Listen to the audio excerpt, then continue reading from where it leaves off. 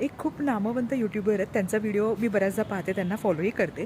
तर त्यांनी असं सांगितलं होतं, तर वर्षाकाठी जवळजवळ 10 करोड रुपये कमवतात.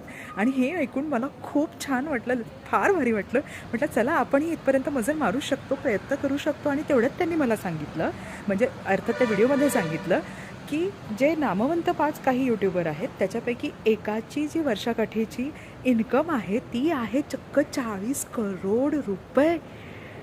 And I was so happily surprised. आणि तेवढ्यात त्यांनी सांगितलं की मलाही तिथपर्यंत कुठेतरी पोहोचायचं आहे. म्हणजेच काय, त्यांनी ऑलरेडी 10 करोडचा जो बेंचमार्क अचीव केला होता, जिथे मला पोहोचायचं होतं, मला कुठेतरी त्या विषयी कुतूहल निर्माण झालं होतं.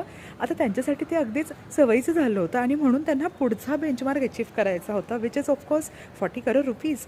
म्हणजेच आपल्याला जे मिळालं आहे त्याच्याबद्दल अर्थात आपण समाधानी असायला हवं, ग्रॅटिट्यूड व्यक्त करायला हवा, कृतज्ञता ही हवीच. परंतु त्याचबरोबरीने पुढचं टार्गेट अचीव करण्यासाठी नवीन ऊर्जाही हवीच.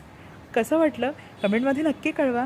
ही होती तृप्ती तुमच्यासाठी. हसत राहा, मजेत राहा, नवीन नवीन गोष्टी शिकत राहा. धन्यवाद.